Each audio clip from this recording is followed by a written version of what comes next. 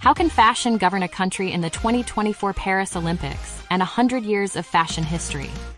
In the 17th century, the Sun King Louis XIV pioneered the road of fashion governance. In 2024, Vogue is warming up for the Paris Olympics, hosting a century-spanning fashion feast at Place Vendôme in Paris, reviving the glory of French fashion. The rise of bicycle fashion in the 1920s brought about the popularity of sporty leisure styles, while also driving the rise of the women's liberation movement. Women transitioned from the dressing styles of the Victorian and Edwardian eras to more convenient and modern styles. The pleated skirt advocated by Coco Chanel features a loose silhouette and low-waist design.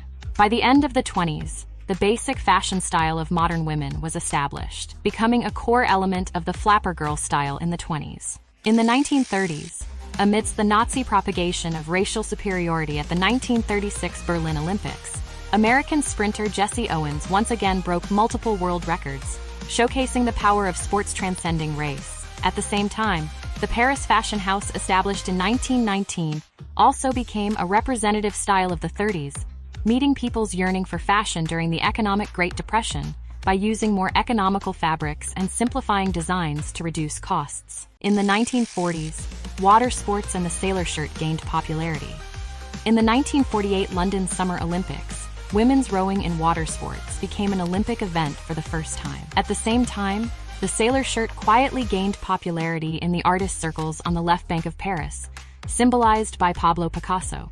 At the grand event of the Paris Olympics, brands like J.K. Moss showcased this iconic, fashionable design.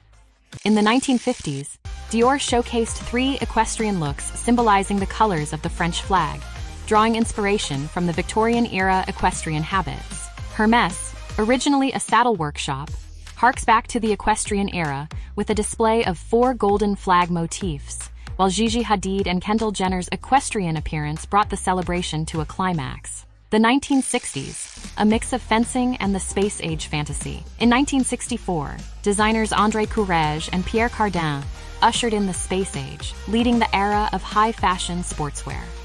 The sleek, architectural style perfectly complemented the fencing-inspired garments, creating a stunning fusion. In the 1960s, there was Paco Rabanne's chainmail ensemble, inspired by the 1920s film Metropolis.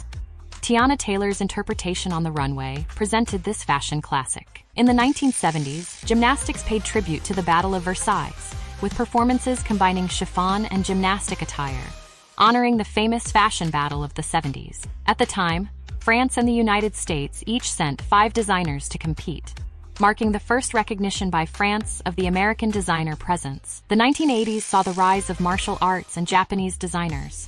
The promotion of Eastern martial arts in the 80s brought a rebellious and avant-garde atmosphere to the fashion scene, with works by designers like Yohji Yamamoto and Rei Kawakubo. The 1990s witnessed the rise of football fashion, with supermodel Aurélie donning the iconic dress representing the colors of the French flag as a tribute to France's first World Cup victory in 1998. The 2000s saw the emergence of tennis fashion, with the Williams sisters at the forefront of the 21st century tennis scene. One wearing Nike and the other in off-white, they set the stage for tennis fashion trends, paving the way for the rise of breakdance culture in the 2010s. In 2024, breakdancing became an official Olympic event, bringing back memories of the street fashion culture of the 2010s. VD Paris 2024 not only showcases the fusion of fashion and sports, but also serves as a fashion history textbook spanning centuries. Let's look forward to 2024 together. More fashion surprises brought by the Paris Olympics.